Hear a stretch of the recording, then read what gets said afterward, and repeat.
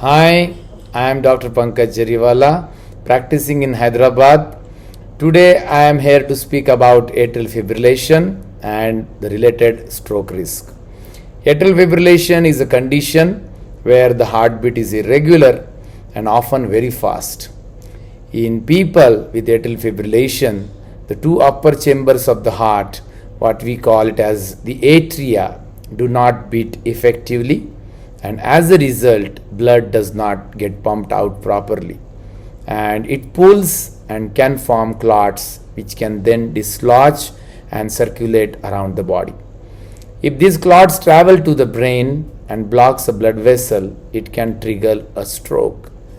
Stroke happens either when the blood supply to the part of your brain is cut off because of a blood clot, or when a blood artery ruptures and leads to a hemorrhage, what we call it commonly as brain hemorrhage.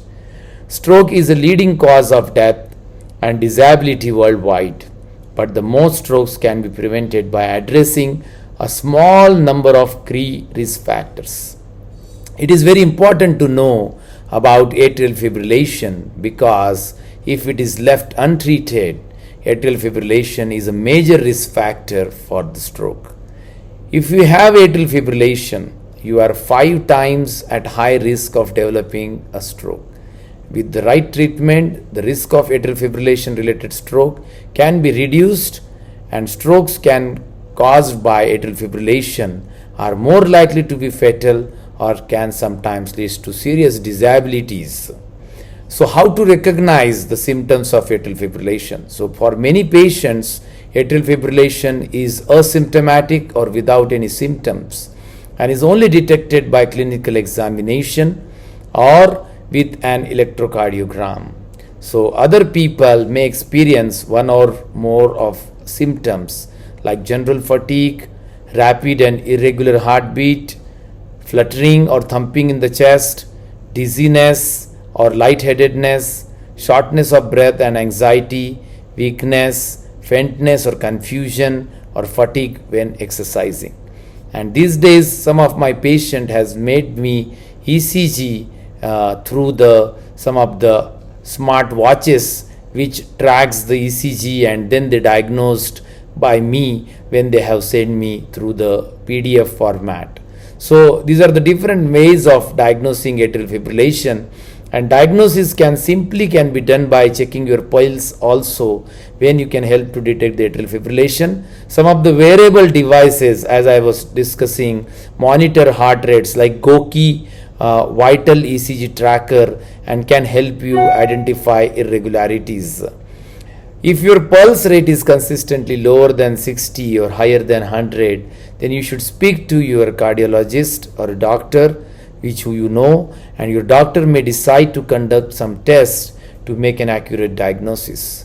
The blood test will identify any underlying condition such as anemia or hyperthyroidism. ECG will monitor your heart rate and rhythm, and electrocardiogram will provide an ultrasound image and identifies the physical problem with your heart. So, the treatment options your doctor will consider depending upon the diagnosis and problem what you have, and that will help you to restore your heart rhythm and control your heart rate and reduce your stroke risk. So, patients with atrial fibrillation, they need not worry. It is a treatable cause if you properly follow the doctor's advice, have medium to high risk of stroke, then prescribed anticoagulant, what we commonly called as blood thinners, anticoagulations which stop the blood from clotting. And there are different types of anticoagulation, and the doctor knows what kind of anticoagulation or blood thinner is ideally suitable for your medical condition. And it is very, very important to take your medications on time and every day as prescribed by the doctor. Do not miss your medications. That is very important, what we call it as adherence or compliance of the medication, and that is what makes the person less risk or risk free with atrial fibrillation. So the greatest risk, remember, that of atrial fibrillation, that it makes the person 5 times more prone to having a stroke, and also the patient might have a risk of eventual heart failure if this atrial fibrillation continues for a very long period of time because of the high heart rate leading to weakening of your muscles and that can lead to the sudden cardiac death also. So conclusion is, we need to adhere the medications and therapy what has been given to you by the doctor, and always follow the advice of the doctor which has been given. I know that taking medicines for very long period of time sometimes is difficult, but to reduce the risk of getting cardiac problems like stroke, heart failure and sudden cardiac death, it is mandatory that whatever the drugs has been prescribed to you by a doctor should be used on regular basis.